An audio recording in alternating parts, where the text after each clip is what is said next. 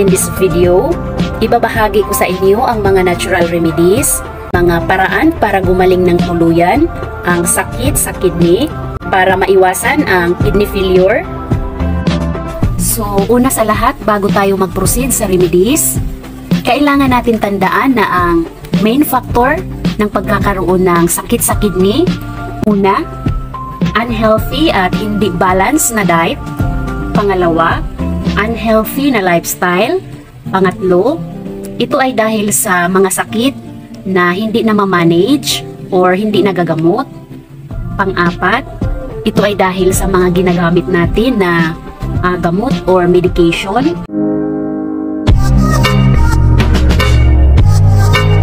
Number 1, mangangailangan tayo ng maraming tubig.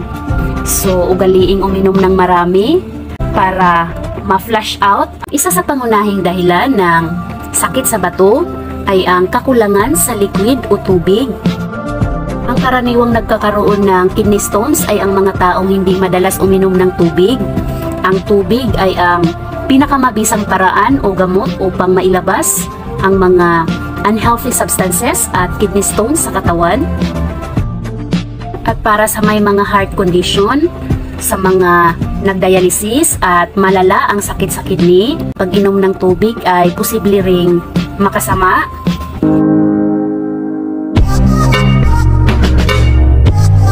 Number 2, sambong.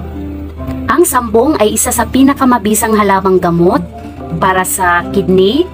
Ito ay nakakatulong upang taliitin ang kidney stones at nakakatulong din ito para mailabas or ma-flush out ang kidney stones sa katawan.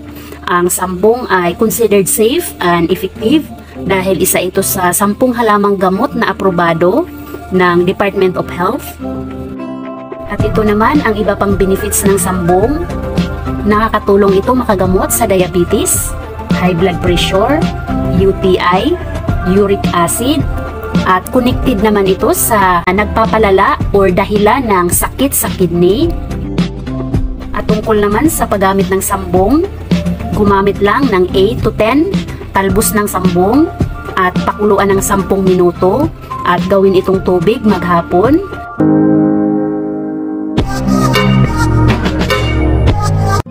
Three, kalamansi. Ang kalamansi ay mayroong chemical compound na tinatawag na citric acid. Ang kalamansi ay may mataas na concentration ng citrate.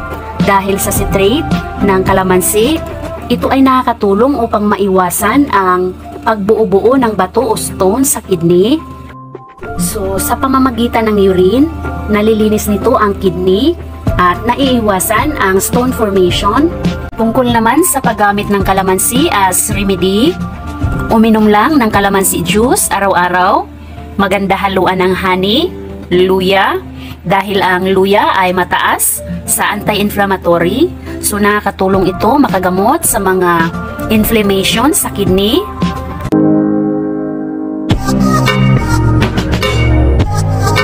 Number 4, tanglad. Ang tanglad ay ginagamit din panggamot sa sakit sa kidney dahil sa taglay nitong diuretic. Ang pag-inom ng lemongrass tea ay nakakatulong upang umihi ng marami para mailabas ang sobrang tubig at asin sa katawan.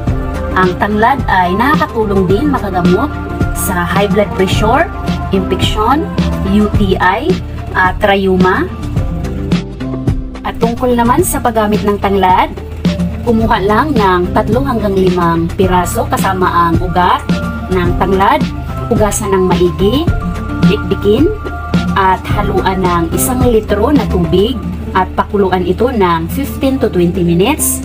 Maaari din itong haluan ng kalamansi at honey at inumin habang maligamgam at maaari din itong gawing tubig maghapon.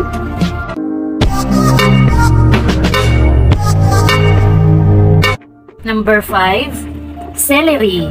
Tinatanggal ng celery ang mga kidney stones sa katawan at nakakatulong din ito makagamot sa uric acid na isa sa pangunahing sanhi ng kidney stones. So, papaano ba ito ginagamit?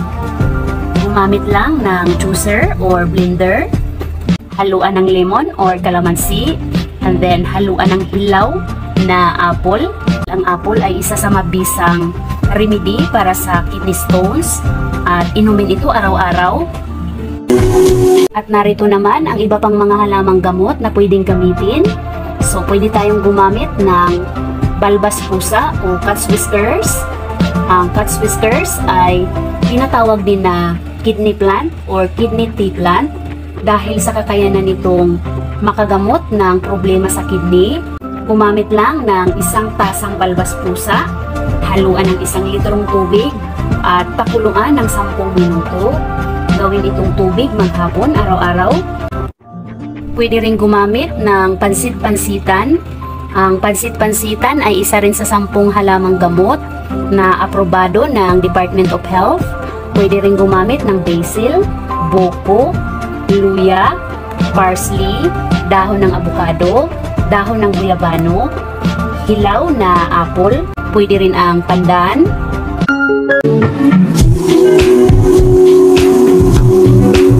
Ngayon, proceed naman tayo sa mga pwede nating gawin upang tuluyang gumaling at maiwasang lumala ang sakit sa kidney at para maiwasan ang kidney failure. So, una, dapat ma-maintain natin ang tamang pag-inom ng tubig. Kung kaya, tanggalin ang salty foods. 3. Iwasan ang pag-inom ng pain relievers.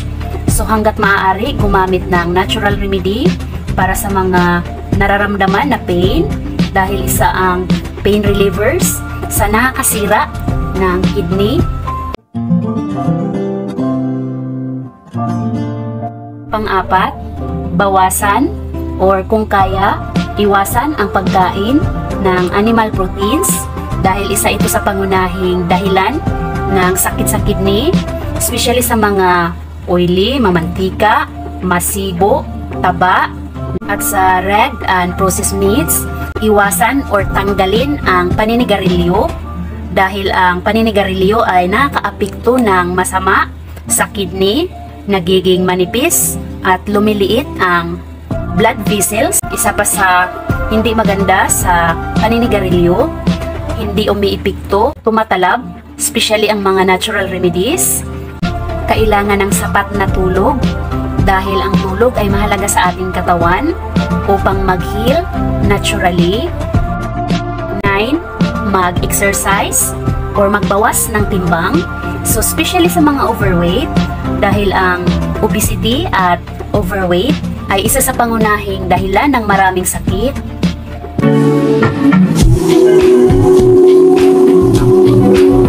Number 10. Ito ay para sa may sakit na diabetes. So, para sa may sakit na diabetes, kailangan natin i-control or i-manage. Ilalagay ko ang link sa description below. 11. High blood pressure. So, ang high blood pressure ay isa din sa dahilan ng problema sa kidney dahil ang kidney ang nagre-regulate ng dugo. So, kapag hindi ma-control or ma-manage ang high blood pressure, nakakasira ito sa kidney. Ilalagay ko ang link sa description below. 12. Uric acid. Ang uric acid ay isa din sa kailangan nating kontrolin or ma-manage. Ilalagay ko ang link sa description below. 13. Urinary tract infection. So, ang UTI ay kailangan din natin magamot para maiwasang makasama or makadamage sa kidney. So, para sa mga halamang gamot na pwedeng gamitin para sa UTI, ilalagay ko din ang link sa description below. At ito naman ang madalas na sintomas ng kidney stones. Number 1, masakit na tagiliran at likod. 2, masakit at hirap sa pag-ihi. 3, lagnat. 4, pakiramdam na naiihi ngunit walang lumalabas. 5, cloudy or parang may kulay asin ang ibabaw ng ihi. 6, dark ang kulay ng ihi at minsan naman ay may kasamang dugo. So, ayan lang for now. Sana kahit papano ang video na ito ay makatulong sa inyo. At paalala, ang purpose ng video na ito ay pang-information na lamang at hindi pamalit sa mga medical experts advice and treatment o galiing magpa-check up. Muli, inaanyayahan ko kayo na mag-participate, magmalasakit sa ating paligid, reduce, reuse, and recycle para makabawas ng plastic waste kahit sa maliliit nating mga paraan. At para sa mga may tanong, request, suggestion o correction, just comment down below. Maraming salamat sa panunood and may God bless us all.